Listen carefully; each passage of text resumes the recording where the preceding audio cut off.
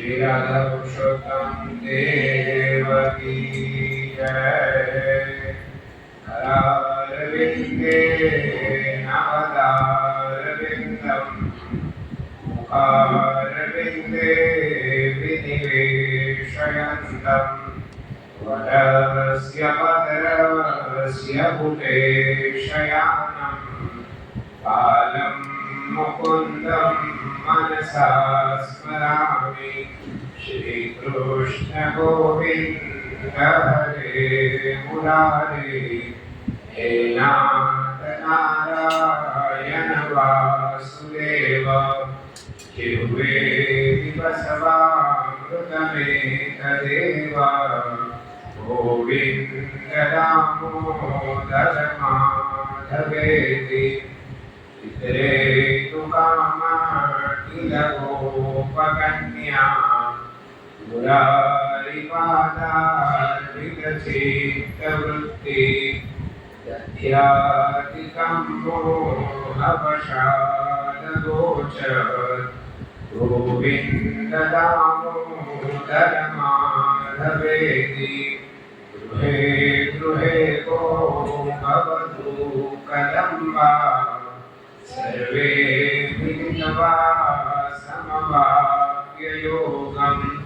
पुण्यानि नामानि पठन्ति नित्यम् गोविन्द दामोदर माधवेति। सुखं शयनानिलये निजेति नामानि विष्णोः प्रवदन्ति मर्त्याः। ते निश्चिदन्तं मयतां गयन्ति गोविन्द दामोदर माधवेति। जिह्वे सदैवं वदसुन्दराणि नामानि कृष्णस्य मनोहराणि। समस्तभक्तार्तिविनाशनानि गोविन्द दामोदर माधवेति। सुखावसाने इदमेव सारम् दुःखावसाने इदमेव ज्ञेयम्। देहावसाने इदमेव जाप्यम् गोविन्द दामोदर माधवेति। श्रीकृष्ण राधा वरदो कुलेश गोपाल गोवर्धननाथ विष्णु। जिह्वे बसवामृतमेतदेव गोविन्द दामोदर माधवेति। जिह्वे रसधरे मधुरा प्रिया त्वं। सत्यं हि परमं वदामि। आवर्णयेथा मधुराक्षराणि गोविन्द दामोदर माधवेति। त्वमेव याचे मम देहि जिह्वे समादरे गङ्गाधरे कृतान्ते। वक्तव्यमेवं मधुरं सुभक्त्या गोविन्द दामोदर माधवेति। श्री राधा पुरुषोत्तम देव की जय।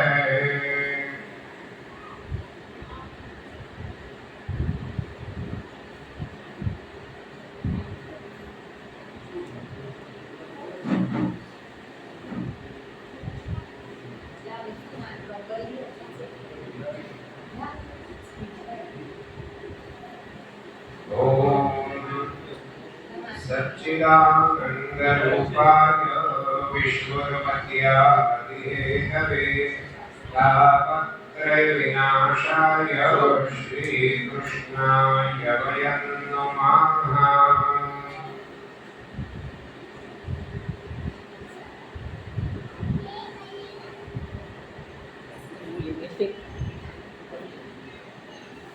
नारायण उवाच शृणुनादवक्ष्येऽहं लोकानां हितकाम्यया अधिमासेन यत् प्रोक्तं हरेर्गे शुभं वचः।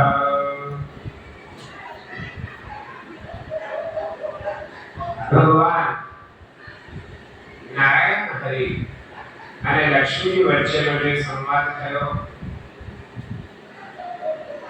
દેવર્ષિ નારદ અને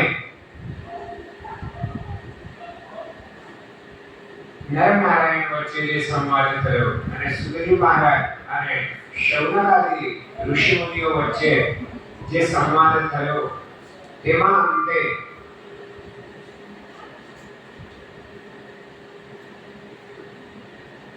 નારદજી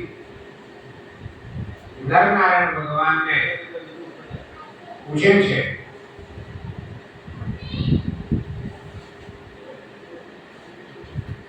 કે અધિક માસે ભગવાનની પાસે જઈને શું કહ્યું?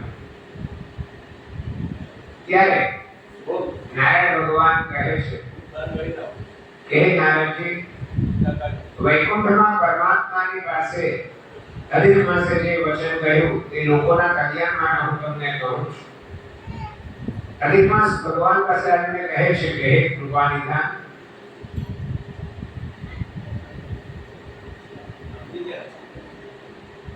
અહીં આવેલા મારું આપ શા માટે રક્ષણ કરતા નથી? બળવાનોએ મલમાસ એવું નામ આપી અનાદર કરેલા કૃપણ દેવતા સહિત તેઓએ શુભ કાર્યોમાં વર્જ્ય કરેલા અધિપતિ વગરના અને મલિન એવા મને જોઈને આપની દયા ક્યાં ગઈ? અને આજે કઠોરતા કેમ આવી? ત્યારે ભગવાન શ્રી હરિ કહે છે કે હે પુત્ર, હમણાં તું અત્યંત દુઃખમાં ડૂબી ગયેલો છે. આવું મોટું તારા મનમાં શું છે? દુઃખમાં ગરકાવ થયેલા તને હું ઉગારી લઈશ. તું શોક કરીશ નહીં. મારા શરણે આવેલો બીજી વાર શોક કરવાની લાયક રહેતો નથી. ભગવાનના શરણે ગયેલો કોઈ પણ વ્યક્તિ ક્યારેય પણ માટી ગતિને પામતો નથી. શ્રીમદ ભગવદ ગીતામાં પણ ભગવાને વારંવાર એવું કહ્યું છે કે જે મારા શરણે આવે છે એ ફરીથી જન્મ લેતો નથી. અર્થાત કે સર્વધર્માન પરિત્યજ્ય મામેકં શરણં વ્રજ. એમ ભગવાને કહ્યું કે દરેક લૌકિક ધર્મ છોડીને જે મારા શરણે આવે છે, અહમ ત્વં સર્વ પાપેભ્યો. એટલે અર્જુનને ભગવાન એમ કહે છે કે જો બીજા બધા લૌકિક ધર્મો છોડીને સીધે સીધો મારી પાસે આવશે તો હું તને દરેક જન્મમાં દરેક પાપોમાંથી મુક્ત કરીશ. એવી જ રીતે ભગવાને અહીં કહ્યું છે કે જે મારા શરણે આવે છે એ ફરીથી શોક કરવાને લાયક રહેતો નથી. નમે શરણમાગમ્યઃ પુનઃશ્નોચિત મરહતિ. હરેક માસ ત્યારે કહે છે કે તમને દરેક જગ્યા પરનો કંઈ પણ અજાણ્યું નથી. આપ તો આકાશની જેમ સર્વવ્યાપક થઈને રહેલા છે. હે ભગવાન, ભાગ્યહીન મારી વ્યથાનો હું આપ ભાગ્યહીન એવા મારી વ્યથાને શું આપ જાણતા નથી? એ છતાં હું મારો દુઃખ તમને કહું છું કે ક્ષણ, લવ, મુહૂર્ત, પક્ષ, માસો, દિવસો, રાત્રિ એ સર્વે પોતપોતાના સ્વામીઓના અધિકાર વડે નિર્ભય થઈ હંમેશા હર્ષ પામે છે. પોતાનો ધર્મ શું છે તે જો આપ યથારુચિ કરવા ઘટે તે કરો. પામર પ્રાણીઓ વારંવાર મોટા મનુષ્યોને કંઈ પણ કહેવું ન જોઈએ. ત્યારે નારદજી કહે છે કે તેનું વચન સાંભળી ભગવાને શું કહ્યું અને ત્યારે નારાયણ ભગવાન નારદજીને આગળ કહે છે કે અધિક માસનો દુઃખ જાણી અને ભગવાનને કહે છે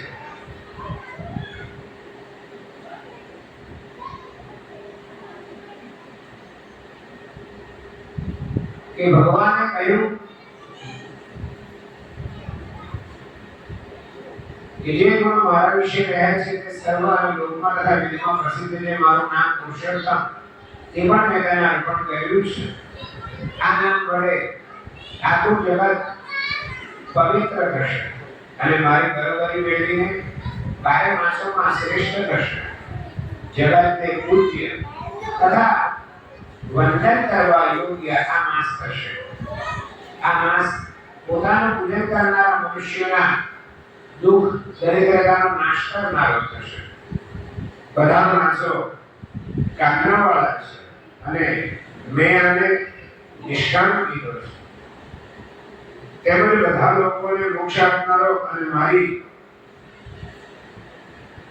બરાબરીનો એ મહિનાને મેં સ્થાન આપ્યું છે. સકામ અથવા નિષ્કામપણે જે આ અધિક માસની પૂજા કરે તે પોતાના બધા જ કર્મો ભસ્મ કરી જરૂર મારી સમીપતાને પ્રાપ્ત થશે. જેને માટે મોટા ભાગ્યશાળી યતિઓ બ્રહ્મચારીઓ આવા અનેક પ્રકારની તપશ્ચર્યા કરનારા એટલે કે આહાર વગરના દ્રઢ વ્રતવાળા મહાત્માઓ, ફળ પત્ર વાયુનો આહાર કરનારા, કામ ક્રોધ વગરના ઇન્દ્રિયો પર વિજય પ્રાપ્ત કરનારા, વર્ષાકાળના આશ્રય વગરના થઈ તપશ્ચર્યા કરે છે તે છતાં પણ તેઓ અવિનાશી પરમ પદ મેળવતા નથી. પુરુષોત્તમ માસના ભક્તો તો એક માસમાં જન્મ મૃત્યુ રહિત થઈ વિનાશ નમે તે પદને પ્રાપ્ત થાય છે. આ પુરુષોત્તમ માસ બીજા બધા સાધનો કરતા શ્રેષ્ઠ અને સર્વ કામનાઓની સિદ્ધિ આપનાર છે. માટે એની સેવા કરો. મારું પુરુષોત્તમ નામ તે પણ મેં એને અર્પણ કર્યું છે. જે મૂર્ખાઓ એનો અનાદર કરશે તેઓ વિવિધ પ્રકારના નરકમાં પડશે. 3 વર્ષની આશરે પુરુષોત્તમ માસ આવે ત્યારે જો ધર્માચરણ કરશે નહીં તેઓ દુઃખરૂપી દાવાનળથી પીડા પામશે. અને જેઓ પુરુષોત્તમ માસમાં સ્નાન દાન વગેરે કરશે તેમને સૌભાગ્ય, સંપત્તિ, સુખ, પુત્ર વગેરે અનેક ફળ હું પ્રાપ્ત કરાવું છું.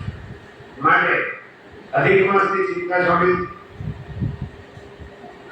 ભગવાન નારદને કહે છે કે માટે અધિક માસની ચિંતા છોડી હે નારદ, અધિક માસને લઈને લક્ષ્મીપતિના જેની તુલના કરી શકાતી નથી એવા વૈકુંઠ લોકમાં જાઓ અને ત્યાં તે અધિક માસને રાખો. સુધરી મહારાજ શંકરાદી ઋષિમુનિઓને કહે છે કે નદીઓમાં જેમ ગંગાજી ઉત્તમ છે તેવી રીતે 12 માસોમાં પુરુષોત્તમ માસ શ્રેષ્ઠ છે.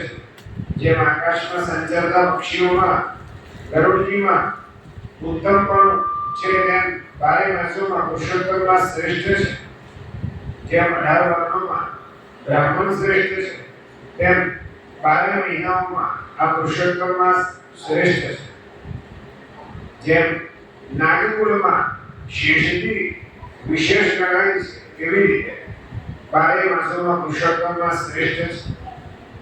અને ત્યારે લક્ષ્મીજી ભગવાન પ્રત્યે એમ કહે છે કે હે નાથ, આ તો આશ્ચર્ય કરે તેવું કથા તમે મને કહ્યું. મનમાસનું અપમાન કરવાથી મનુષ્યને શું દુઃખ થાય છે? ત્યારે ભગવાન કહે છે કે હે દેવી સાંભળો, એમાં નિશ્ચય કરેલું કારણ કહીશ. શાસ્ત્ર પરીક્ષકોએ દેશ કાળ વગેરે સર્વનું જાણવું જોઈએ. આ પૃથ્વી પર જે જ્ઞાની પુરુષો છે તેઓ તો કોઈની પણ નિંદા કરતા નથી. જેમને પોતાનો મત જ પ્રિય છે તેઓ જ શાસ્ત્રની નિંદા કરનારા હોય છે. જેઓનો વ્રત કરવામાં વિશ્વાસ નથી તેઓનું વચન જ એવું છે, જેઓને શાસ્ત્ર વગેરેમાં શ્રદ્ધા છે તેઓ તો જરૂર મને માન્ય ગણે છે. અને પંચાયતન રૂપેણ વિચરામિ નહીં કરે પંચાયતન રૂપમાં પૂજયતે દ્વિજર્ષભા. કે પૃથ્વી પર પંચાયતન દેવ રૂપે હું વિચરું છું. બ્રાહ્મણો વગેરે પંચાયતન રૂપે મને પૂજે છે. શિવજી એ મસ્તક છે, વિષ્ણુ ભગવાન એ હૃદય છે, જગદંબા એ બંને સ્કંધો છે, ગણેશજી એ ઉદરરૂપ છે અને સૂર્ય તો પગ સુધીમાં રહેલા છે. આ પ્રમાણે હું વિરાટ રૂપે છું. એમ નાના મોટા પ્રાણીઓમાં પંચ મહાભૂતો છે. જેમ મહાપંચભૂતો વડે શરીર બનેલું છે તેમ હું પણ પાંચ દેવો રૂપે બનેલો છું. માટે સંસાર સમુદ્ર તરી જવાની ઈચ્છા રાખનારે પાંચેય દેવોનું પૂજન કરવું જોઈએ. આપણા ઘરોમાં પણ જે પંચદેવની પૂજા થવી જોઈએ એ પંચદેવ કયા? ગણપતિ દાદા, માતાજી, સૂર્યનારાયણ ભગવાન, શંકર ભગવાન અને વિષ્ણુ ભગવાન. આમ પંચ દેવોની પૂજા નિત્ય થવી જોઈએ. એ પંચાયતન દેવ એ આપણા સનાતન વૈદિક સંસ્કૃતિના પાંચ મહત્વના અને મુખ્ય દેવો આ પાંચ છે. પછી એના જે બીજા પ્રકાર હોય એના બધા અલગ અલગ સ્વરૂપો કે વિષ્ણુ ભગવાનના સંદર્ભે આપણે લાલાની પૂજા કરીએ, રામજીની પૂજા કરીએ, માતાજીના બીજા પ્રકારમાં જે આપણા કુળદેવી હોય, કોઈના ચામુંડા માતા હોય, કોઈના મહાલક્ષ્મી માતા હોય તો તેની પૂજા કરીએ. સૂર્યનારાયણ ભગવાન, ગણપતિ દાદા આ બધાની પૂજા નિત્ય એટલે દેવસ્થાનમાં પણ અનેક બધા દેવો રાખવા એના કરતા પાંચ દેવો જો દેવસ્થાનમાં હોય તો એનાથી વિશેષ કોઈ દેવોની પૂજા કરવી જરૂરી હોતી નથી. પ્રસાદી રૂપે આપણે જ્યાં જઈએ ત્યાંથી કહીને લેતા આવીએ અને દેવસ્થાનમાં મૂકી રાખીએ. પછી જે દિવસે આપણાથી સેવા પૂજા થાય નહીં અથવા તો આગળની પેઢી આપણી ગેરહાજરીમાં પૂજા નહીં કરે ત્યારે આપણને એની ખૂબ જ તકલીફ થતી હોય છે. એટલે બને ત્યાં સુધી આપણા દેવસ્થાનમાં આ પાંચ દેવોથી વિશેષ દેવો ન રાખો તો ચાલે, પણ અનિવાર્યપણે આ પાંચ દેવોની પૂજા તો આપણા ઘરે થવી જ જોઈએ. માટે એ પાંચે દેવોના પર્વોમાં ઉત્સવ તિથિઓમાં કુંડલિકાક્ષેમાં મારું ધ્યાન કરી જે મનુષ્ય સ્નાન કરી આ દેવોનું યજન પૂજન કરે છે તે આ સંસારમાંથી જરૂરથી મુક્ત થાય છે. પૂર્વે સ્નાન દાન વગેરે કરીને મનુષ્યો જ્ઞાની થયા છે. કેટલાક બ્રહ્મમાં તત્વ રહેનારા મનુષ્યો ઉત્તમ પ્રકારના વ્રતો વગેરેને નિરર્થક નીકળે છે. દાન આપવામાં તો દેશ, કાલ અને સત્પાત્ર એ મુખ્ય કારણ છે. પરંતુ કેવળ અગ્નિથી પકાવેલા અન્ન સંબંધમાં પાત્ર અપાત્રનો વિચાર કરવાનો નથી. કોઈ પણ વસ્તુનો દાન આપવું હોય તો એના માટે સત્પાત્ર એટલે સુપાત્ર અને કુપાત્રનો વિચાર કરીને દાન કરવું. પણ પકાવેલું અન્ન હોય એના દાન માટે ક્યારેય પણ પાત્રનો વિચાર કરવાનો નથી. એટલે કે તમારે ત્યાં અભ્યાગત કોઈ પણ આવ્યો હોય તો એને એ વખતે ભોજન જોઈતું હોય તો એમાં સત્પાત્ર, સુપાત્ર કે કુપાત્ર જોવાની જરૂર નથી હોતી.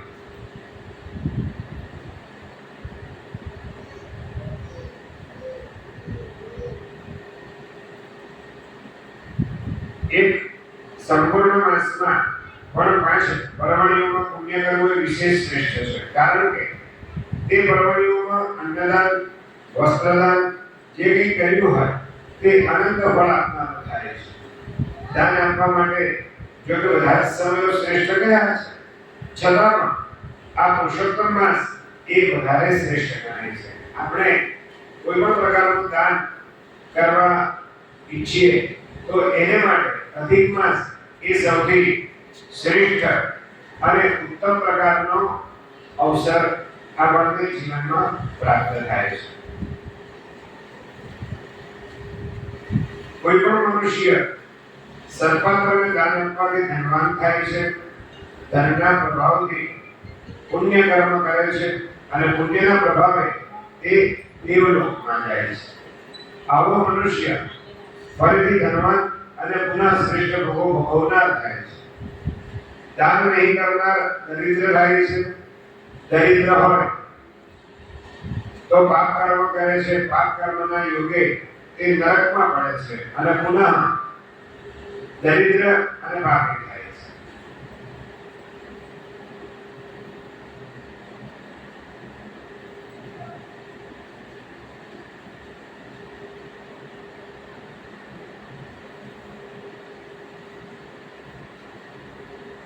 આ પ્રમાણે સુખની ઈચ્છા રાખનાર મનુષ્ય મનમાસમાં વિશેષ સમજી લેવું અને કદી પણ મનમાસનું અપમાન કરવું નહીં. પૂર્વે હરિશ્ચંદ્ર રાજાએ મનમાસનું અપમાન કરેલું તે પાપના પ્રભાવથી તે અંત્યજને ઘેર પાણી ભરનારો થયો હતો. એક દિવસે દ્રૌપદીએ મનમાસની નિંદા કરી તે પાપના પ્રભાવે વિરાટ રાજાને ત્યાં તે પોતાના પતિ સહિત દાસી થઈ ગયા.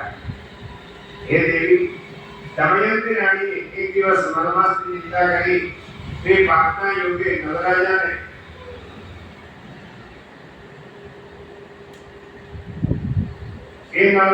પુષ્કરે અત્યંત પીડા કરી. હે દેવી, સીતા માતાએ પણ એક દિવસ મનમાસનું અપમાન કર્યું કે પાપના પ્રભાવે તેમને લંકામાં જઈને રહેવું પડ્યું. આ મુજબના મનમાસના અપમાન વિશે તમારે એવું જ્ઞાન મેળવવું કે મનમાસનું અપમાન કરવાથી દરેક મનુષ્યને પીડા પ્રાપ્ત થાય છે. આ મનમાસના અપમાનના વિષયમાં મારા મોટા ભાઈ બળદેવજીનું ચરિત્ર તને કહીશ. તારે આ વાતો હજી પણ પ્રસિદ્ધ કરવી નહીં. રહસ્યમ કરાઈષ્યામિ ભુક્તિ મુક્તિ પ્રદમ કર શ્રદ્ધાવતે વિનિતાય તથા નિયમિતત્વય. કે તને તો ભોગ તથા મોક્ષ આપવાનું રહસ્ય જ કહીશ. શ્રદ્ધાળુ તથા નમ્રતાવાળાને તારે આ વ્રત કહેવું જોઈએ.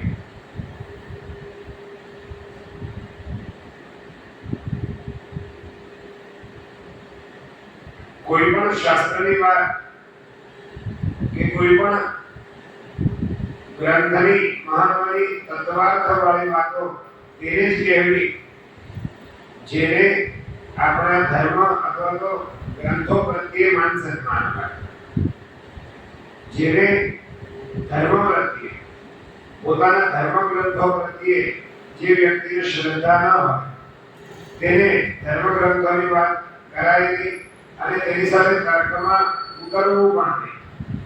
તર્કેના માં ઉતરી કહેતા, કારણ કે જેને આપણા શાસ્ત્રો કે ગ્રંથો પ્રત્યે શ્રદ્ધા નહીં હોય એ લોકો તર્ક કરવા કરતા ઉતર્ક વધારે કરે. એમાં તમે કહો કે આવું નહીં થાય, એ તો શું કામ નહીં થાય? તો દરેક શા માટે દરેક શું કામનો અર્થ ના એનો જવાબ પણ નહીં. જે દિવસે રાત્રે 8 વાગે ટીવી પર આવ્યું કે કાલથી 500 અને 1000 ની નોટ બંધ, તો કોઈ પૂછવા ગયું કે કેમ બંધ, શા માટે બંધ, એવું કોઈ પૂછવા ના જાય. કેમ તો એ રાજા છે. એવી રીતે આપણા જે બધા શાસ્ત્રો છે એ શાસ્ત્ર એ રાજા કહેવાય. એ રાજા એ જે આદેશ કર્યો હોય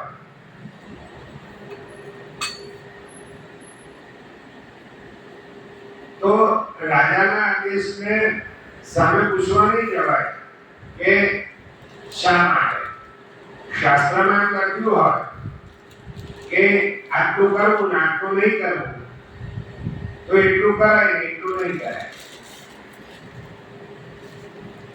એટલે કોઈ પણ શાસ્ત્રમાં, કોઈ પણ ગ્રંથોમાં અને જે ગ્રંથને આપણે માનતા હોઈએ એ ગ્રંથમાં એવું લખ્યું હોય કે આટલી વસ્તુ નહીં કરાય તો એ જ કરવાની, અને એવું લખ્યું હોય કે આટલી વસ્તુ કરવાની તે કરવાની. એટલે શાસ્ત્રનો નિષેધ વાક્ય હોય તે વસ્તુ ન કરાય. ઘણી વાર ગ્રહણ આવે એટલે ગ્રહણમાં જે છોકરાઓને બધા બહુ વધારે પડતું ભણેલા હોય, પરંપરાને જાણતા નહીં હોય, એ તો પૂછે એવું કે ભાઈ ગ્રહણમાં નહીં ખવાય એમ કહો એટલે ખાઈએ તો શું થાય, ભાઈ ગ્રહણમાં ખાઈએ તો શું થાય.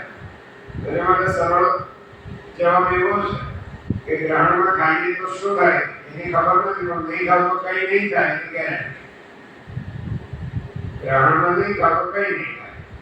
તો એવી રીતે કોઈ પણ ગ્રંથની વાત હોય, કોઈ પણ શાસ્ત્રની તત્વાર્થવાળી વાત હોય, એ જેને ધર્મ પ્રત્યે શ્રદ્ધા હોય તેને એ વાતો કરવી. અને તેના સંદર્ભે સુધીર મહારાજ શૌનકાદી ઋષિમુનિઓને કહે છે કે એક દિવસ દુષ્ટ મનુષ્યોના ભાવથી પીડા પામેલા પૃથ્વી માતા ગૌ રૂપે એટલે કે ગાયનું રૂપ ધારણ કરીને બ્રહ્મદેવની પાસે ગયા અને બ્રહ્મદેવને કહેવા લાગ્યા કે તાર હું તમારાથી નિર્માણ થયેલ છું, છતાં હાલમાં દુરાત્માઓના ભાવથી પીડિત થઈ છું, માટે તેમને દૂર કરવા જરૂર તમારે પ્રયત્ન કરવો જોઈએ. પૃથ્વી ઉપર ઘણા રાક્ષસો, દૈત્યવંશી રાજાઓ અને શુદ્રો પણ મને ખંડશઃ ભોગવશે. જરાસંધ વગેરે દુષ્ટોના જેવા મને મોટો ભાર લાગે છે. તેવો ભાર વૃક્ષો, પર્વતો, સમુદ્રો અને ચાર પગા પશુઓનો પણ લાગતો નથી. કોઈ પણ ઉપાય મારા પરનો ભાર ઓછો કરો. તમે તો સગા લોકોના પિતા છો, સર્જનહાર છો, તેમજ પાલક છો. આ મુજબનો પૃથ્વી માતાનું વચન સાંભળી બ્રહ્મદેવ તેમને કહેવા લાગ્યા કે હે દેવી, તમે પોતાના સ્થાને જાઓ. તમને તમારો જે ભાર લાગે છે તે સંબંધી જે ભય છે તે દૂર થશે. ત્યારબાદ પૃથ્વી માતા જ્યારે ત્યાંથી ચાલ્યા ગયા ત્યારે ઇન્દ્રાદી દેવો સહિત બ્રહ્મદેવ ક્ષીર સમુદ્રના કિનારે આવ્યા અને ભક્તિથી વિષ્ણુ ભગવાનની સ્તુતિ કરવા લાગ્યા. નમસ્તે દેવદેવેશ પુરાણ પુરુષોત્તમ વિશ્વાધાર દયા સિદ્ધો ભક્તાનાં દેહિ દર્શનમ ત્વદાજ્ઞાકારક સર્વે તવ દર્શન લાલસાઃ સમાયાતા જગન્નાથ દર્શનમ દેહિ તાન વિભો ત્વદેક શરણાનિત્ય મિન્દ્રાદ્યા ભક્તભાવન અંતર્યામિ ત્વમેવાસી કિમ ન વેત્સી મનોગતમ. બ્રહ્માજીએ ત્યાં સ્તુતિ કરી કે હે દેવોના દેવ, વિશ્વના આધાર, તમારી આજ્ઞા મુજબ વર્તનારા તમારા દર્શનના લોભી અમે બધા જ તમારા દર્શને આવ્યા છે, તો તમે અમને દર્શન આપો. અને તમે તો અંતર્યામી છો, તમે શું મનની વાત જાણતા નથી? આ પ્રમાણે સ્તુતિ કરી દેવો ઉભા રહ્યા ત્યારે વિષ્ણુ ભગવાન બ્રહ્માદિક દેવોને કહેવા લાગ્યા કે હે દેવતાઓ, તમે બધા પોતાના ભક્તિ સહિત ત્યાં સુધી પૃથ્વી પર જાઓ. બધા દેવો ગોપ રૂપે થાઓ, તેમજ વેદોની સગળી રૂચાઓ, ગાયો રૂપે થાઓ. વસુદેવજીને ત્યાં દેવકીજીના ગર્ભનો આશ્રય કરી મોટાભાઈ સહિત હું પણ દુષ્ટોનો નાશ કરવા માટે અને સાધુ પુરુષોનું રક્ષણ કરવા માટે પ્રગટ થઈશ. આ મારું કહેવું સત્ય છે હે પ્રિય. ત્યાર પછી નિર્મળ વસુદેવજીને ઘેર મારા મોટા ભાઈ સહિત હું દ્વાપર યુગની આખરે કૃષ્ણ રૂપે અને બળદેવ રૂપે થયો તે સમયે કંસ રાજાના ભયથી પિતા વસુદેવજી મને ગોકુળમાં લઈ ગયા હતા. 7મું માનું તેજ રોહિણીમાં સ્થાપન કર્યો હતો. જો કે ગોકુળમાં નિવાસ કરતી રોહિણીએ મારી અવમાનના થાય છે. યોગ માયાના પ્રભાવે દેવકીજીના ઉદરથી પ્રગટ થયેલા કૃષ્ણરૂપ મને તેમણે પ્રાપ્ત કર્યો. નંદરાણીજીએ અને તેમના સહધર્મચારી એવા યશોદાજીએ પુત્રની જેમ મારું પાલન કર્યું હતું. શુક્લ પક્ષના ચંદ્રની જેમ મોટા ભાઈ સહિત હું ત્યાં મોટો થયો. ત્યાં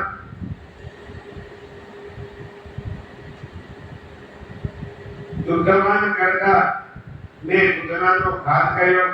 તેમજ દ્રોણાવર્ત, શંકરાસુર, બકાસુર, વત્સાસુર, અઘાસુર, યમરાજન આ બધા અસુરોનો વધ કર્યો. તેમજ કાલિય નાગનું દમન કર્યું. ગોવર્ધન પર્વત પણ ધારણ કર્યો હતો અને બીજા કેટલાક શંખચૂડ વગેરેને બળદેવજીએ હણ્યા હતા. દેવી સાંભળો, આ બધા દિવસો દરમિયાન એક દિવસ મલમાસ પ્રાપ્ત થયો ત્યારે બધા જ ગોપ ગોવાળો તથા ગોપિકાઓ ત્યાં સ્નાન કરવા તૈયાર થયા. ગર્ગાચાર્યે મલમાસનું મહાત્મ્ય કહ્યું. તે આદરપૂર્વક સાંભળી સ્નાન કરી પોતાના કલ્યાણની ઈચ્છા કરનારા તેમણે વિધિથી દાન કર્યું. કોઈએ તો બ્રાહ્મણોને ગુરુત્વપૂર્ણ કાંસ્યપાત્રનું દાન આપ્યું, એટલે કે કાંસાના વાસણમાં ઘી ભરીને આપ્યું. તેમજ ગૌદાન, ભૂમિદાન, અન્નદાન વગેરે દાનો આપ્યા. તે સમયે યમુનાજીના કિનારે બળદેવજીએ સ્નાન કર્યું નહીં અને વનવાસનું સન્માન પણ કર્યું નહીં. તેનું ફળ શું મળે તે તમે સાંભળો. કે વનવાસ પૂર્ણ થયા બાદ એક દિવસ હું અને બળદેવજી યમુનાજીના કિનારે સુખેથી સ્નાન કરવા માટે ગયા. ત્યાં જળમાં ક્રીડા કરવા માટે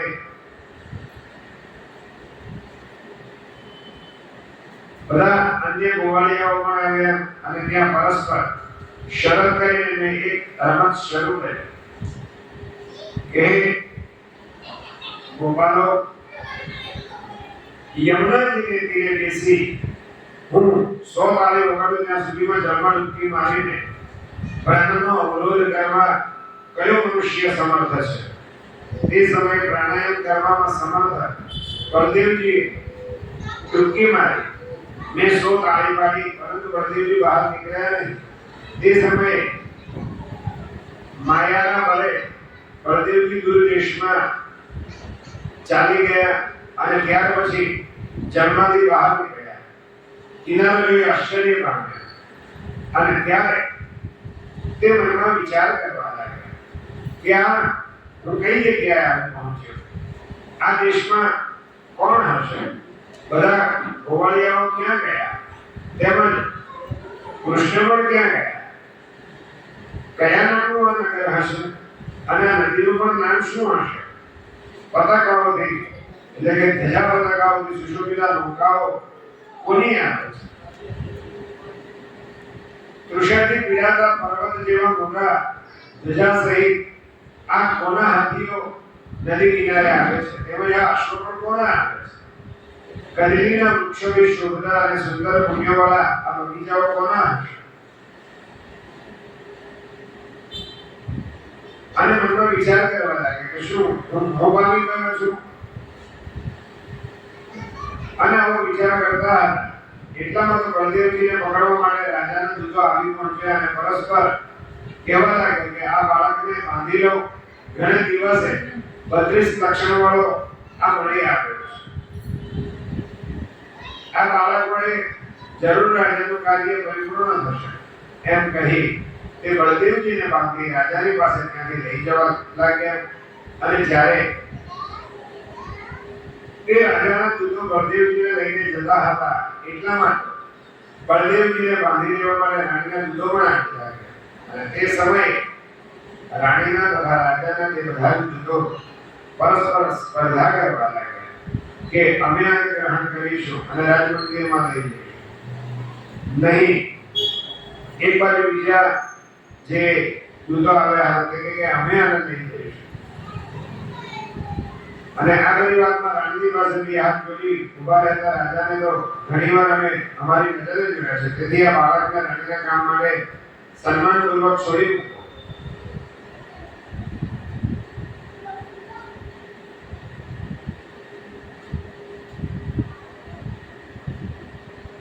અને ત્યારે રાજા અને રાણીના બંને બાજુથી આવેલા દૂતો આવી રીતે વાતચીત કરતા ત્યારે ત્યાં રાજાના માણસોએ કીધું કે રાજાની બાધા પૂર્ણ કરવા માટે અમે આ પુરુષને લઈ આવ્યા છે અને એ 32 લક્ષણવાળા પુરુષનો વધ કરીને જે બાધા લીધી છે તે આજે છૂટી જશે. અહીંયા તે દેવી નિવાસ કરે છે કે જેને રાજાને વૃદ્ધાવસ્થામાં વંશની વૃદ્ધિ થવા માટે કમળ જેવા મુખવાળો પુત્ર વરદાનમાં આપ્યો છે. ત્યાં માતાજીના ચરણ કમળ પાસે રાજાએ પણ કબૂલાત આપી છે કે 32 લક્ષણવાળા પુત્રનો હું જરૂર વધ કરીશ. જ્યારે મારી રાણીને સુંદર લક્ષણવાળો પુત્ર થાય ત્યારે તમારી પ્રસન્નતા માટે હું નરમેઘ નામનો યજ્ઞ કરીશ. તેથી આ બાળકને ગ્રહણ કરીને અમો રાજાની પાસે લઈ જઈ કૃતાર્થ થઈ ધન મેળવી પોતાને ઘરે જઈશું.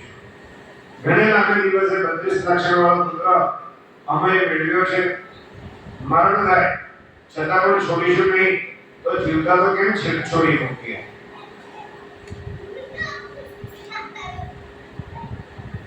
આમ અનેક કથાનકો અધિક માસની કથા સાથે જોડાયેલા છે. આ બળદેવજીને પકડીને જ્યારે રાજાના દૂતો એને લઈને લઈ ગયા ત્યારે ભગવાન લક્ષ્મીજીને આગળ કહે છે કે હે દેવી, આ પ્રમાણેનું તે રાજાના દૂતોનું વચન સાંભળી રાણીના ઉતાવળા દૂતો રાણીના બળનો આશ્રય લઈ રાજદૂતો પ્રતિ કહેવા લાગ્યા કે વિના કારણે મૂર્ખ પણ કોઈ પણ કામ કરવા માટે તૈયાર થતો નથી. પૃથ્વી પર તો બધા જ સ્વાર્થમાં તત્પર હોય છે. આ વિષયમાં શું વિશેષ છે? કેટલાક તો પોતાની બુદ્ધિ મુજબ બોલે છે, કેટલાક સંગતિ મુજબ બોલે છે અને કોઈ પણ ઉપાય વડે પોતાના કાર્યને જ સાધે છે. કેટલાક પોતાના અને બીજા મનુષ્યો સાથે વિરોધ કરી પોતાનું અથવા પોતાના સ્વામીનું કાર્ય સાધે છે. તે તો પૃથ્વી પર મૂર્ખ જ કહેવાય. માટે જેવું તમને રાજાનું બળ છે તેવું અમને રાણીનું બળ છે. બંને ગતિમાં પરસ્પરમાં વિરોધ કરવો નહીં જોઈએ. લાંબી મુદતથી ઈચ્છા રખાતા 32 લક્ષણના પુરુષની અમારા રાજાને જરૂરિયાત છે. આમ બધી ચર્ચા થવા લાગી. પુરુષનો 32 લક્ષણના પુરુષનો વિધિ વધ કરવાનો વિશાલાપુરીમાં પૂર્વે પણ લીધું છે. જે કાર્ય રાજાને છે તે અહીંયા અમારા રાણીને છે, એમાં સંશય નથી. તેથી અમુક 32 લક્ષણના બાળકને લઈ જઈએ. આજે વારે વારે વાત આવે છે કે 32 લક્ષણો આપણે 32 લક્ષણ માણસને કોઈ જુદી રીતે સરખાવીએ છીએ. હવે કે 32 લક્ષણો છે એના માટે ઘણા બધા શબ્દ બહુ લક્ષણવંતો છે એમ કહીએ ને, પણ 32 લક્ષણો કયા?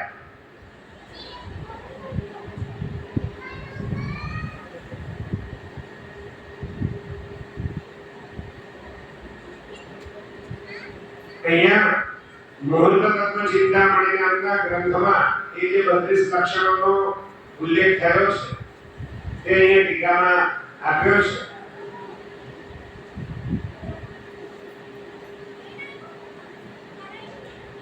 ગંભીરમ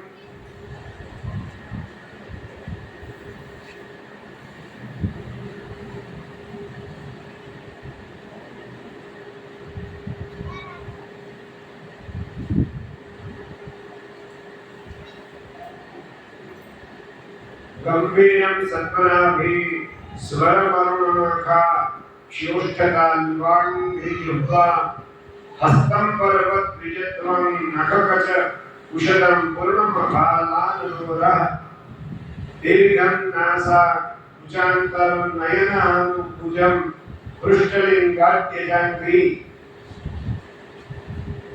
पृष्ठलिङ्गाद्यजङ्गा ग्रीवाल्पोच्चं दुकानी मुखनकयुगरो रात्रि कक्षा चनासा पे 32 लक्षण पुरुष केवो હોય બળવાન હોય બળ નાભી સ્વર એ ત્રણેય ગંભીર હોય નખ નેત્ર હોઠ તાળુ पग जीभ हाथ ये सात वस्तु रक्तवर्ण એટલે લાલાશ પડતા હોય નખ નેત્ર હોઠ તાળુ પગ એટલે પગની પાની જીભ અને હાથ એટલે હથેળી આ સાત વસ્તુ રકાશ પડતા હોય શરીરના સંધિઓ દાંત ચામડી નખ કેશ એ પાંચ સૂક્ષ્મ એટલે કે ટૂંકા હોય લલાટ એટલે કપાળ મુખ છાતી એ ત્રણ પહોળા હોય નાસિકા વક્ષસ્થળ નેત્ર હડપચી બાહુ એ પાંચ દીર્ઘ એટલે કે લાંબા હોય પીઠ इंद्रिय गुरु એટલે જ્ઞાન ગ્રીવા એ ચાર ટૂંકા હોય ટૂંકાટી એટલે પોચી મુખ નખ છાતી નાસિકાઓ એ પાંચ ઊંચા હોય આવા 32 લક્ષણો જેનામાં હોય તેને 32 લક્ષણો પુરુષ કહેવાય તો સામુદ્રિક શાસ્ત્રમાં 32 લક્ષણ પુરુષના પંચ દીર્ઘાદિ વચનોથી જે લક્ષણો કહ્યા છે તે સઘળા લક્ષણો આ બાળકમાં દેખાય છે આ મુજબ રાજા રાણીના દૂતો પરસ્પર વિવાદ કરતા હતા તેવામાં ત્યાં વિષ્ણુ ભગવાનની માયાથી નિર્માણ થયેલા બીજા દૂતો પણ આવી પહોંચ્યા અને જ્યારે એ ત્યાં આવ્યા ત્યારે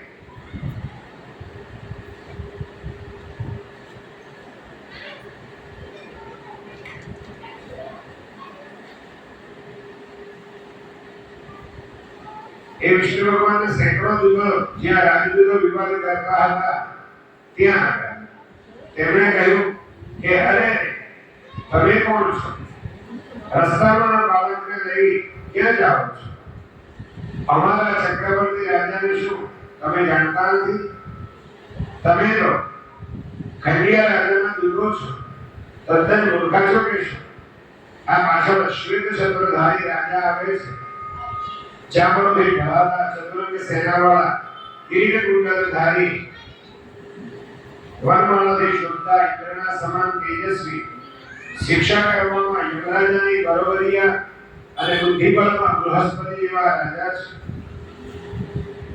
આ બાળક એટલે આ તમારો પરિશ્રમ નિરર્થક છે તમે ઘરે જાઓ આ બાળકનું કામ તો અમારા રાજાને છે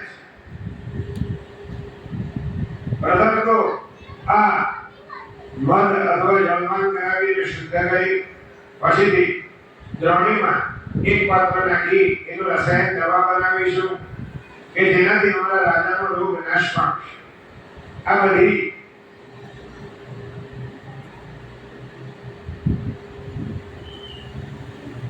આવો સારો દિવસ બહુ મહેનત પછી ઘણી પ્રતીક્ષા પછી પ્રાપ્ત કર્યો છે આ પ્રમાણે કઈ દૂતોનો તિરસ્કાર કરી બાળક બળવાન બળદેવજીને લઈને તેઓ વધારે બળવાન થયા.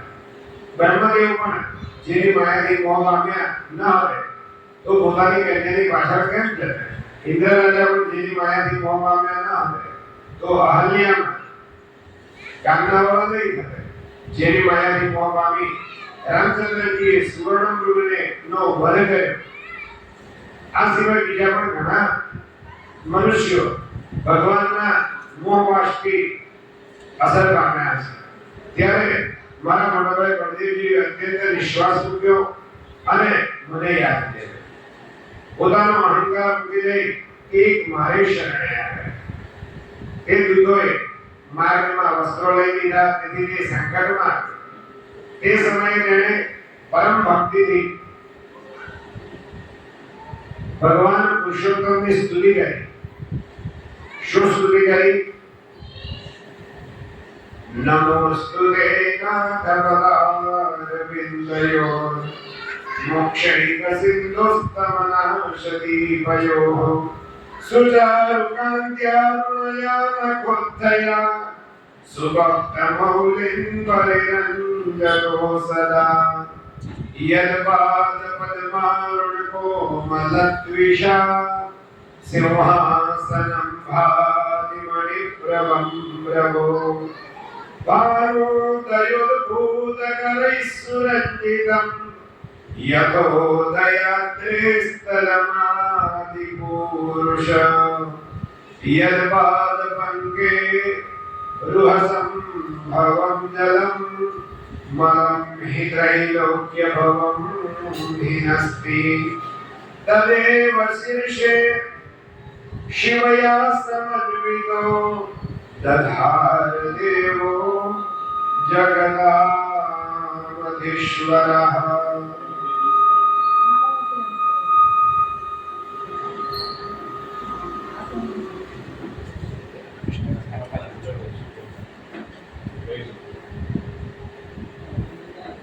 भगवान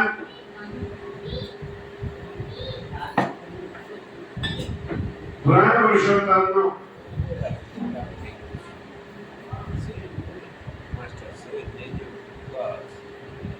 ભગવાન પુરાણ પુરુષોત્તમ એવા અધિક માસની જ્યારે આવી પ્રાર્થના કરી કે હે નાથ, મોક્ષના સમુદ્ર સમાન અજ્ઞાનનું અંધકારનો નાશ કરવામાં દીપક સમાન અને હંમેશા શરણે આવનાર ભક્ત લોકોના મસ્તકની નખની લાલ વર્ણની સુંદર કાંતિ વડે રંગનારા તમારા ચરણ કમળોને મારા પ્રણામ. જેના ચરણ કમળોથી પ્રગટ થયેલું જળ ત્રૈલોક્યના પાપને હણે છે, તે જળને જગતના અધિપતિ પાર્વતી સહિત ભગવાન શંકર પોતાના મસ્તક પર ધારણ કરે છે. જેના ચરણનો સ્પર્શ માત્ર થતા ગૌતમ ઋષિના ધર્મપત્ની અહલ્યા પાષાણ રૂપે પડ્યા હતા, તેમાંથી મુક્ત થયા. તેવા દેવોના દેવને હું શરણે આવું છું કે જેણે ગજેન્દ્રનો પણ ઉદ્ધાર કર્યો છે. આમ પુરાણ પુરુષોત્તમ એવા ભગવાન શ્રી કૃષ્ણની વિવિધ પ્રકારે બળદેવજીની સ્તુતિ કરે છે અને કેટલી બધી એમની ભગવાનની લીલાઓનું ત્યાં વર્ણન કર્યું છે. અજામિલાસ્તાસ્તિ એવયેના સંદપ્તૈ કરુષ્ણવપુસ્તુધન્વા કપોદરક્ષાત કૃતાહિયેના તમ દેવ દેવં શરણં ગતોસ્મિ. કે જે ભગવાને અજામિલ નામના બ્રાહ્મણનું રક્ષણ કર્યું, જેણે તપાવેલા તીરની કઢાઈમાં પડેલા રાજપુત્ર એવા સુધર્માનું રક્ષણ કર્યું અને જેણે કપોતનું રક્ષણ કર્યું છે, તેવા તે દેવોના દેવને હું શરણે જાઉં. પોતાના અંશાંશ વડે ભક્તોનું રક્ષણ કરવા માટે મત્સ્ય, કુર્મ વગેરે અવતારો ધારણ કરેલી અંતરાત્મા રૂપે સંપૂર્ણ જગતને પવિત્ર કરે છે, તે દેવોના દેવ ભગવાનને હું શરણે જાઉં. હે મહેશ્વરી, આ પ્રમાણે અનંત એવા બળદેવજીએ સ્તુતિ કરતા હતા. એટલામાં તો તે બધું જ માયામય દ્રશ્ય અક્ષરમાત્રમાં લઈ પામી ગયું.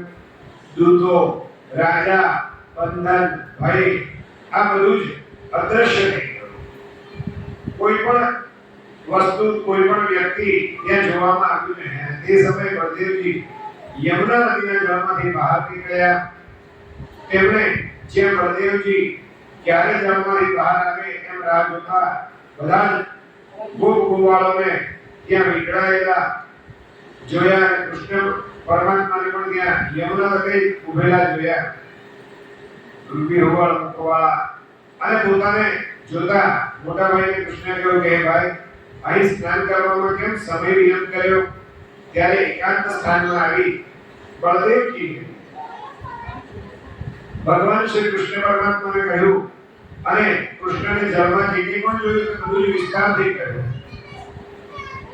શ્રી કૃષ્ણ પરમ પ્રભુ છે એમ જાણી બળદેવે તેમને જલ્દી પ્રણામ કર્યા અને કહ્યું કે આ તો તમારી માયાનો બળ છે તે મેં જાણ્યું એમાં કંઈ પણ સંશય નથી બળવાનોમાં શ્રેષ્ઠ કૃષ્ણએ પુનઃ પોતાના બંધુ બળદેવજીને કહ્યું કે ભાઈ સર્વ મનુષ્યોએ વેદ માર્ગ અનુસરવો જોઈએ યથાપતિ વર્ણાશ્રમ ધર્મ મુજબના વર્ગાદી કરવા કે જેનું સેવન કરી મનુષ્ય ભય વગરનો થાય છે શું કહ્યું કે વેદ માર્ગાનુસારેણ ગંતવ્યમ સકલૈઃ જનૈઃ કે કોઈ પણ મનુષ્ય હોય તેને આપણી જે વૈદિક સનાતન સંસ્કૃતિમાં જે પ્રમાણે લખ્યું હોય તે પ્રમાણે જ કરવું જોઈએ બધું જુદું જુદું કરવું ન જોઈએ દાખલા તરીકે આપણા સનાતન સંસ્કૃતિમાં અનેક પ્રકારના નિયમો લખ્યા છે પણ યથા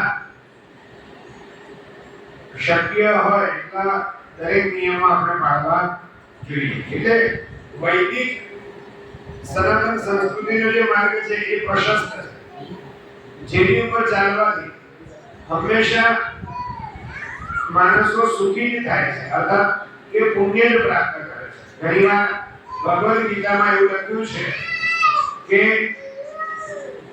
મારી મરજી વગર કોઈ પણ જગતમાં કોઈ પણ કાર્ય થતું નથી એટલે ઘણા એવું પૂછે કે ભાઈ દરેક મનુષ્ય જો ભગવાનની મરજીથી બધું કરતો હોય તો મનુષ્ય જે કંઈ પણ ખરાબ કરે છે એ પણ ભગવાનની ઈચ્છાથી જ કરતો હશે એવા પ્રશ્ન બધાને જ થાય એટલે હંમેશા ભગવાન ક્યારેય પણ કોઈને ખોટું કર્મ કરાવતો નથી ખોટું કર્મ મનુષ્ય જાતે કરતો હોય છે ભગવદ ગીતા જ્યારે વાંચીએ ત્યારે હંમેશા ભગવદ ગીતા કોના વચ્ચેનો સંવાદ છે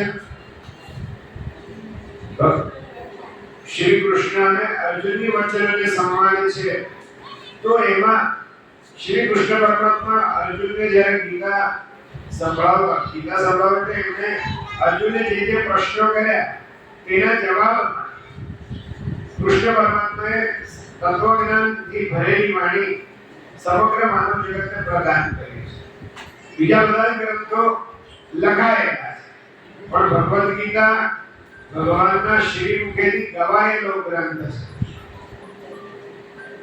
છે એમાં અર્જુન આપણે છીએ એવી રીતે તમારે ગીતા વાંચવી જોઈએ તો તમને એવું લાગે કે ભગવાન કૃષ્ણ આપણને જ આ બધી સલાહ આપે છે અથવા ભગવાન આપણને જ આ ઉપદેશ કરી રહ્યા છે તો ત્યાં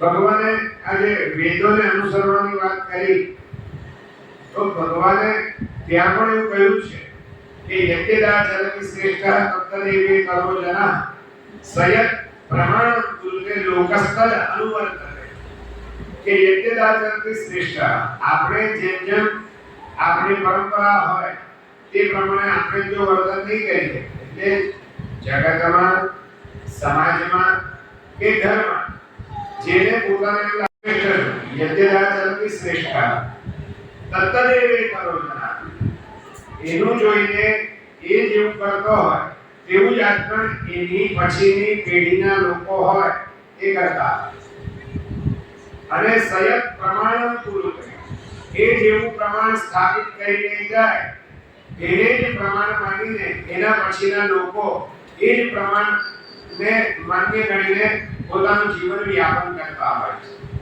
સયત પ્રમાણમ પૂર્વે લોકસ્તદ અનુવર્તતે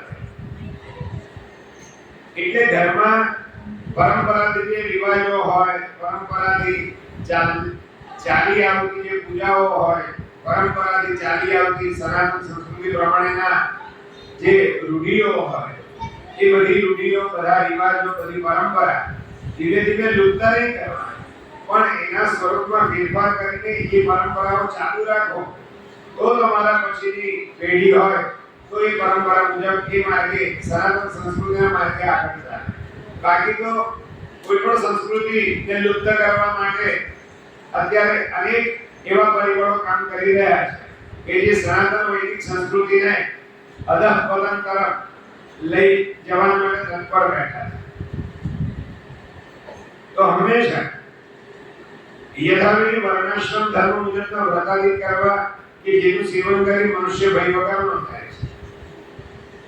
દરેક કાર્યમાં, દરેક વ્રતમાં કંઈ ને કંઈનું મહત્વ રહેલું હોય છે. આપણા ધીરે ધીરે તમે જુઓ, પહેલાના વખતમાં કેવું હતું, એ લોકો ઘણા બધા ઉપવાસ કરતા. તમારા જે વડીલો હોય એ અનેક પ્રકારના ઉપવાસો કરતા. કોઈ પ્રદોષ કરે, કોઈ શિવરાત્રી કરે, કોઈ અગિયારસ કરે, કોઈ સંકષ્ટી કરે, એટલે ચોથ કરે, બરાબર વાર કરતા. પોતાના જન્મ કુંડળી પ્રમાણે કોઈ જેમને જેવી સલાહ આપી હોય તો એવા વ્રતો ચાલુ રાખવા.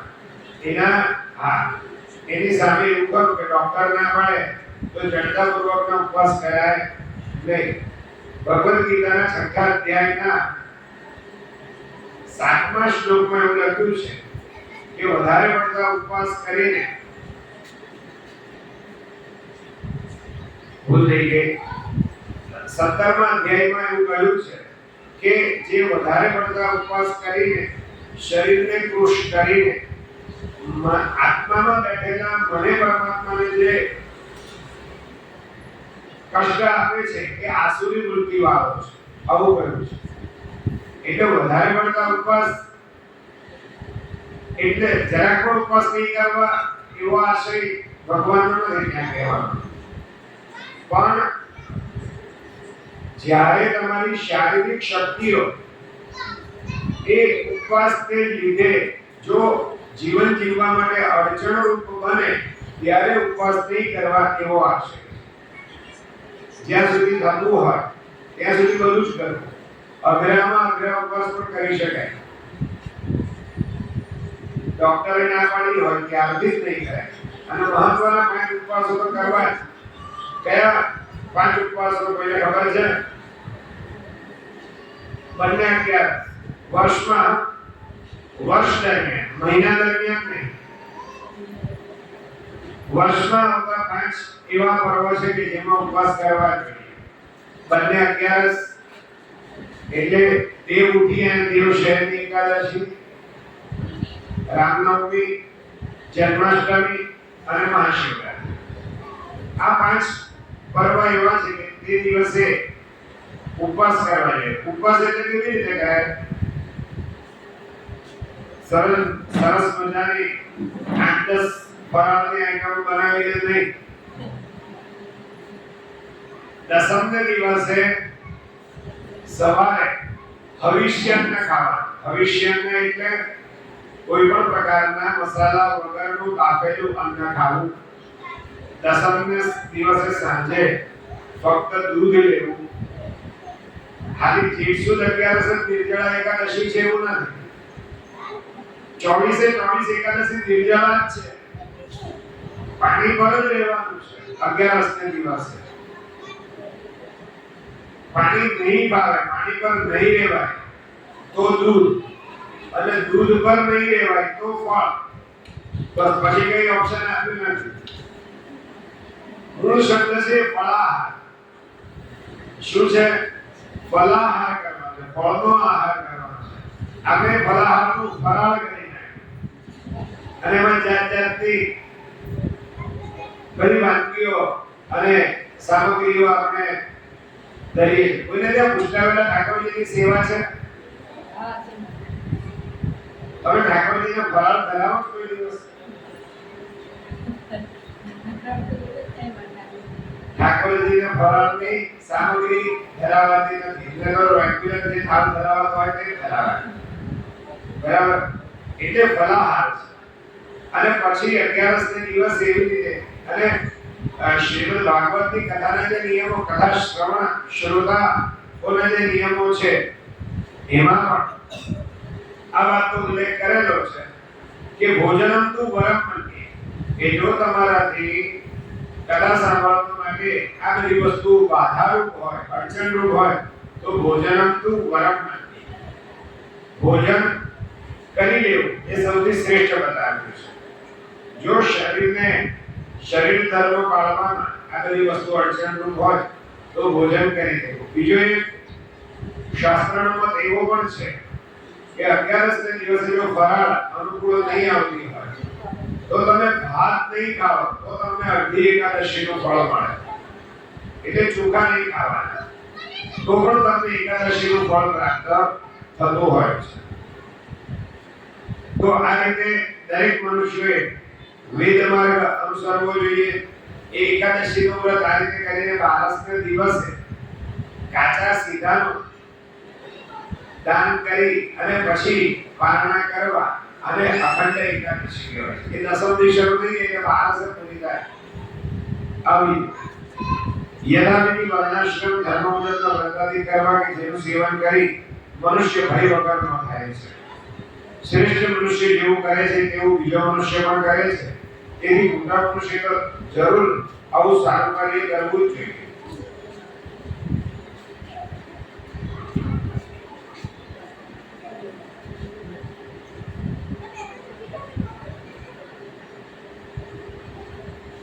યત કરોતિ જન શ્રેષ્ઠ તત કરોતિ તતો જન. આમાં થોડા જુદા પ્રમાણે લખ્યું છે. હું જે શ્લોક બોલ્યો એનું જ અહીંયા રૂપાંતર એટલે જુદા શબ્દોમાં અહીંયા છે કે યત કરોતિ જન શ્રેષ્ઠ તત કરોતિ ઇતરો જન તસ્માત શુભ પ્રકર્તવ્યમ શ્રેષ્ઠે યત્ર ન સંશય. અમુક ઉંમર સુધીના બાળકો તમારું જોઈને શીખે, સાંભળીને નહીં શીખે. તમે જેવું કરો ને એવું તમારા બાળકો કરે.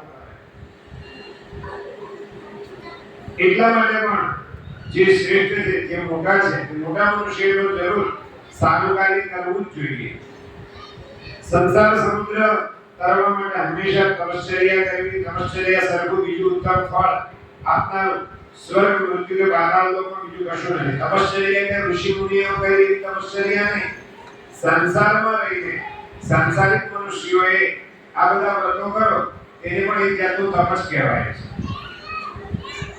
હવે જુઓ, આપણા આજુબાજુ જે અનેક પ્રકારના સંપ્રદાયના અનેક ધર્મને પાળનારા જુદા જુદા લોકો રહેતા હોય એમાં તમે જોયું હશે કે આ જૈન ધર્મ પાળનારા જે ચુસ્ત રીતે ધર્મ પાળતા હોય એને તમે જોયા છે. એ લોકો સવારના પરમાં આગળથી મારે પેલો ઘેર છોડીને દેરાસર જતા હોય. અમારે ઉદયપુરા બાજુ આવો તો તમને એવું વધારે જોવા મળે. અને એની સાથે એના નાના નાના બાળકો પણ નાનો પેલો સિવેલ ધોતિયામ ચડાવીને ઉભાડા કેસ નાખીને નાના છોકરા પણ દેરાસર જતા હોય. કેમ? તો કે એને સંસ્કાર પડે. એવી રીતે ગર્ભથી તમે એને સંસ્કાર આપો. તમે જુઓ તો આપણે મોબાઈલ આપ્યો, મોબાઈલ ચલાવતા આવ્યો એ બહુ મોડો આપ્યો. અને હવેના છોકરાઓ બીજે કે ત્રીજે વર્ષે મોબાઈલના ફંક્શન ખબર પડી જાય. 5 વર્ષનો થાય ત્યાં તો એને ખબર પડી જાય. કેમ? તો કે એને ગર્ભમાં સંસ્કાર મળી જાય મોબાઈલ. પેલી એની માતા હોય ને એ 9 મહિના મોબાઈલ જ મચડતી હોય, બીજું કશું કર્યું ના હોય. એટલે મોબાઈલ ઓપરેટ કરવાના ગર્ભના સંસ્કાર ગર્ભમાં મળી જ જાય. એટલે પેલો 5 વર્ષનો થાય ને ત્યાં સુધીમાં તેને મોબાઈલની બધી ખબર પડી જાય. તો ગર્ભના સંસ્કાર એ ખૂબ અગત્યના છે. તમે જેવું ખાઓ અન્ન એવો ઓળખાર. તમે જેવું કરો ને એવા ગર્ભમાં રહેલા બાળકને એની અસર પહોંચે. એમાં કોઈ સંશય નથી કે અત્યારની માતાઓ પોતાના બાળકને સંસ્કાર આપવા માટે ખૂબ સજાગ હોય છે. પણ જે નહીં કરવું જોઈએ, જોજો એ બહુ મહત્વની વાત. કે જીવનમાં કરવા જેવું કાર્ય એકાદ વાર નહીં કરો તો એનો અફસોસ તમને બહુ લાંબો નહીં શકે. કરવા જેવું કામ કોઈ વાર નહીં થાય તો એનો અફસોસ બહુ લાંબો નહીં. કેમ તો તમે પાછા કરી શકવાના છે. પણ નહીં કરવાનું કાર્ય જીવનમાં એકાદ વાર પણ થઈ જાય એનો અફસોસ તમને આજીવન રહે કે આ મારે નહોતું કરવાનું ન થઈ ગયું, કારણ કે પાછું કરી નહીં શકાય. એટલે હંમેશા કરવા જેવું નહીં કરો તો ચાલે. કેમ તો કે બીજી વાર થવાનું છે, પણ નહીં કરવાનું તો નહીં જ કરવું, કારણ કે એ ફરીથી થયું અથવા કર્યું એવું થવાનું નથી. એટલે નહીં કરવા જેવું કાર્ય ક્યારેય પણ કરાય નહીં.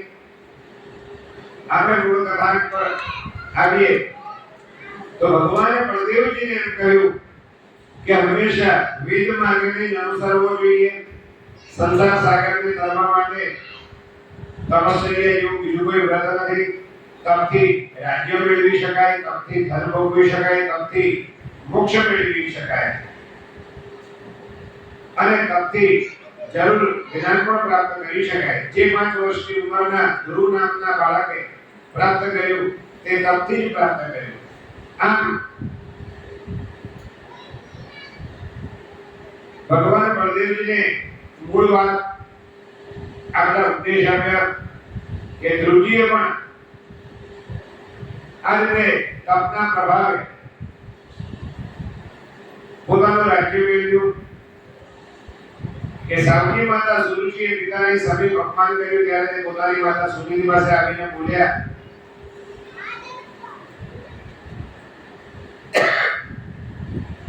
એમણે કહ્યું કે એના તપનું ફળ છે. રાજા તરફથી હું અપમાન પામેલું, કારણ કે મેં તપ કર્યું નથી. તપથી તો દુષ્કર અને દુર્લભ જે કંઈ પણ હોય તે બધું પ્રાપ્ત થાય છે. ત્યારે ધ્રુવજી કહે છે કે હો માતાજી, હું સત્વરે દુષ્કર મૂળ તપ કરીશ અને તપના બળથી અવિનાશી ધ્રુવ સ્થાનને પ્રાપ્ત કરીશ. આ મુજબની દ્રઢ બુદ્ધિનો ધ્રુવ નારદજીના ઉપદેશ મુજબ દ્વાદશાક્ષરી મંત્ર લઈ મધુવનમાં ગયો. ત્યાં તેને અતિ કઠિન મૂળ તપ કર્યું. અરણ્યમાં પગના અંગૂઠા પર સ્થિર ઉભો રહી મૌન ધારણ કરી અન્ન જળનો ત્યાગ કરી અને પ્રાણનો અવરોધ કરી તે સૂર્યનારાયણની સામે જોતો ભગવાનના ધ્યાનમાં પરાયણ થયો અને ત્યાં ભગવાનનો ઓમ નમો ભગવતે વાસુદેવાય એ મંત્રનો જપ કર્યો. મંત્રના પ્રભાવથી ધ્રુવજીને જનાર્દન ભગવાન પ્રત્યક્ષ દર્શન આપ્યું. તેમણે તેને દેવોને પણ દુર્લભ એવું ધ્રુવપદ આપ્યું અને હરિએ 36,000 વર્ષ સુધીનું પૃથ્વીનું રાજ્ય આપ્યું અને તે મહાત્મા ધ્રુવજીએ આખરે સુંદર ધ્રુવપદ પ્રાપ્ત કર્યું. આમ તપના પ્રભાવે કોઈ પણ કાર્ય સિદ્ધ થાય છે, પણ એ તપ કરવા માટે તમારામાં નિશ્ચિત એવો નિર્ધાર જોઈએ કે હું આ તપ કરીશ. કોઈ પણ કામ્ય પ્રયોગ હોય, કોઈ પણ તમારી કામના હોય, એ ભગવાનના ચરણોમાં પ્રાર્થના કરવા માત્રથી સિદ્ધ થતો હોય છે.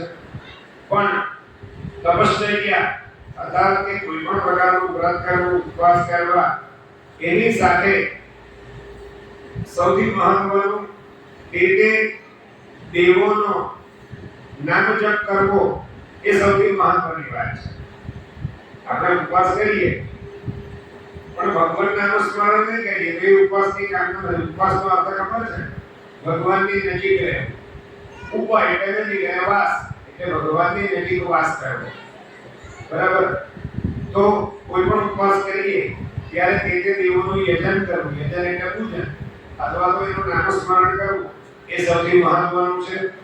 તો આ અધિક માસના પુણ્ય પર્વની રીતે સતત ને સતત નામ સ્મરણ કરવાથી હંમેશા આપણું કલ્યાણ થાય છે, એમાં કોઈ પણ પ્રકારનો સંશય નથી. આજે વ્રતની વાત છે ત્યારે હું તમને અગત્યની વાત કહી દઉં કે તમે નામ સ્મરણ કરો એટલે તમારું મન શુદ્ધ થાય, મન શુદ્ધ થાય એટલે વાણી શુદ્ધ થાય, અને વાણી શુદ્ધ થાય એટલે કર્મ શુદ્ધ થાય. એટલા પૂરતું પણ આ એક મહિનો તમે સતત ને સતત ભગવાનનું નામ સ્મરણ કરતા રહો. જો તમને એવું લાગે કે કરવાથી આપણને થોડું સારું લાગે છે, તો અધિક મહિનો પૂરો થાય પછી પણ કરો. કારણ એવું છે કે આપણા બધાની ભક્તિ દૂધના ઉભરા જેવી કહેવાય. શ્રાવણ મહિનો આખો મહાદેવ ભરેલું છે, પણ શ્રાવણ મહિનો પૂરો થાય એટલે પૂરું એવું ના હોય. 12 મહિના ભગવાનની ભક્તિ કરવાની. ખાલી શ્રાવણ મહિનામાં શિવજીને ભજવાના છે એવું હોતું નથી. ભગવાન શિવજી એ શ્રાવણ મહિનામાં બહુ બધું ફળ આપે એવું નથી હોતું. બરાબર? દાખલા તરીકે એને આપણે સાંસારિક રીતે સમજીએ કે આપણે ઘણી લોકો આપણા માતા પિતા હોય કે આપણો દીકરો હોય, એને વર્ષગાંઠ આવે એટલે બધા ઘણી બધી શુભેચ્છાઓ પાઠવે. મોબાઈલ દ્વારા કે ફોન દ્વારા હેપી બર્થડે બધું કહીએ. તો એ દિવસે એના જીવનમાં કોઈ વિશેષ ફેર પડે છે? જેની વર્ષગાંઠ હોય એને તમે હેપી બર્થડે કહો કે ગિફ્ટ આપો, સાંજના ભાગે કે સવારના ભાગે કેક કાપો, આ બધું જે કરો એનાથી એના દૈનિક જીવનમાં શું વિશેષ થયું? એને કે કોઈ મોટું કામ કરી નાખ્યું, અથવા એને કે વિશેષ ફળ આપી દીધું, અથવા તો કે વિશેષ કરી દીધું, એવું બને છે? રેગ્યુલર હોય ને ઓફિસમાં ચાલુ દિવસ હોય તો ઓફિસે જવું જ પડે. ઓફિસે 5-9 વાગે થમ કરવાનો હોય તો કરવું જ પડે. એને જેટલા વાગે છૂટવાનું એટલા વાગે છૂટવાનું. પછીના સમયમાં તમે જે કંઈ પણ મજા કરો કે પારિવારિક રીતે જે કંઈ આનંદ કરો એની વર્ષગાંઠની રીતે એનામાં શું ફેર પડે? ભગવાનમાં પણ એવું થાય. શ્રાવણ મહિનામાં જેટલી કૃપા કરવાનો ને એટલી જે શ્રાવણ પછી ભાદરવામાં એટલી જ કૃપા કરે. તો તમારે ભજવા પડે તો કરે. બરાબર? તો એ રીતે એની ઘણી બધી વિશેષ વાતો છે, હું આગળના દિવસોમાં કહીશ. પણ આપણે દરેક દિવસ મનમાં એવું માનસિક સંકલ્પ, પેલો દ્રઢ સંકલ્પ હોય વિશ્વ પ્રતિજ્ઞા કરવાની એવું મારું કહેવાનું નથી, પણ માનસિક એવો સંકલ્પ કરવો રોજ કે જેનામાં જે બધી હોય, બધી એટલે જે કંઈ પણ પોતાના આત્માને એવું લાગતું હોય કે આમ ખોટું કરું છું, એ એક એક વસ્તુ આપણે છોડતા જઈશું. નવું સારું કંઈ પણ નહીં કરીશું, ખાલી પહેલા છોડો, સારું આપોઆપ થશે. પણ આપણામાંથી ખોટું કારણ એવું છે કે આત્મા જાણવી એક પાપ. તમારો આત્મા જ જાણી શકે કે તમે કેટલા પાપી છો, તમે કેટલું પાપ કરો છો. અધરવાઇઝ નોટ પોસિબલ કે 50 વર્ષના દાંપત્ય જીવન પછી પતિ પત્ની એકબીજા માટે ના કહી શકે કે હું આને બરાબર કરું. કારણ કે બંને સજ્જન જ હોય, બંને સારા જ હોય, પણ જીવનમાં ક્યારેક કોઈક વાર એવી ભૂલ થઈ ગઈ હોય કે નહીં કહી શકાય ને નહીં સહી શકાય, એટલે શેર ના કરી હોય. એટલે એટલા પૂરતું પણ એને કઈ ને કઈ વાત છુપાવી રાખી હોય તો એટલે શાસ્ત્રમાં કહ્યું કે આત્મા જાનાતી અથવા પોતાનો આત્મા જાણી શકે કે પોતે કેટલા પાપ કર્યા છે. એટલે આપણને આપણા જીવનમાં જે કંઈ પણ ખોટું લાગતું હોય કે આ મારે નથી કરવાનું, એ આપણે ધીમે એક એક વસ્તુ છોડતા જઈશું તો આપણે આ અધિક માસની સાંભળેલી કથા જીવનમાં લઈ લાગે. બાકી તો રોજ 8 વાગે અહીંયા આવીએ અને 10 વાગે ઘરે જઈને ભૂલી જઈએ કે આજે આપણે શું સાંભળ્યું હતું, આજે આપણે શું નહીં કરવા જેવું છોડ્યું, એ બધું એને અમલમાં નહીં મૂકીએ તો કોઈ પણ ભગવદ ગીતા, કોઈ પણ રામાયણ, કોઈ પણ ભાગવત સપ્તાહ કે કોઈ પણ પ્રકારની કથા સાંભળો, પણ એને તમે જીવનમાં એપ્લાય નહીં કરવાના હોય, એનો અમલ નહીં કરવાના હોય તો એ કથા સાંભળેલી કોઈ જ રીતે ઉપયોગી નીવડતી નથી. એટલે જીવનમાં જે કંઈ પણ ખોટું છે એ ધીમે ધીમે છોડતા જઈશું તો સારું તો આપોઆપ આપણને ખબર પડી જશે કે અને સારું તો છે ભગવદ ગીતા એટલું બધું આ બધું જ વસ્તુ એમાં છે. અરીસો હોય ને અરીસો, એ તમે મહિના સુધી સાફ નહીં કરો તો પછી એમાં તમારું ચિત્ર દેખાય નહીં દેખાય. એટલે અરીસો પોતાના જ કચરાથી ઢંકાઈ જાય પછી એ દેખાય, એમાં તમારું પ્રતિબિંબ દેખાય. પણ અરીસો સાફ કરી નાખો તો અરીસામાં પ્રતિબિંબ જોવા માટે અરીસામાં કે બીજું નવું કંઈ કરવાનું ના હોય, ખાલી કચરો દૂર કરવાનો હોય તો તમને તમારું પ્રતિબિંબ ચોખ્ખું દેખાય. એવી રીતે અંદર બાય ડિફોલ્ટ ઇનબિલ્ટ બધું જ છે, પણ એની ઉપર આપણી ખરાબીઓ બદીઓથી બધું ઢંકાઈ ગયું છે. એટલે તમે જેમ જેમ બદીઓ દૂર કરશો એમ સારું સારું તમને આપોઆપ આવડશે, આપોઆપ સૂઝશે. એટલે આપણા જીવનમાં આપણે એવો સંકલ્પ કરીએ કે જે કંઈ પણ કથામાં નાની નાની વાત એ મોટા આપણે આ બધી કથા સાંભળીએ એટલે મીરાબાઈ કે નરસિંહ મહેતા જેવા થઈ જઈશું એવું મારું કેવું નથી, બરાબર? પણ ભગવાને આપણને જે મનુષ્ય દેહ આપ્યો છે અને માનવ દેહ ધારણ કર્યા પછી જે કંઈ પણ જીવનમાં કરવા જેવું છે એ આપોઆપ થવા માટે તો આ બધા અધિકમાં કે ક્યાંક સત્સંગમાં જઈએ તો એ આપણને લેખે લાગે. અને આપણે પણ ભગવાનના ચરણારવિંદમાં એવી જ પ્રાર્થના કરીશું કે ધીમે ધીમે આપણે પણ એવી પ્રબળ ઈચ્છા રાખનારા થઈએ કે મારા જીવનમાં જે કંઈ પણ દુરાચાર છે એ દૂર થાય અને સદાચાર પ્રાપ્ત થાય એ જ ભગવાનના ચરણોમાં પ્રાર્થના કરીએ. ગુરુ શ્રી રાધા પુરુષોત્તમ દેવ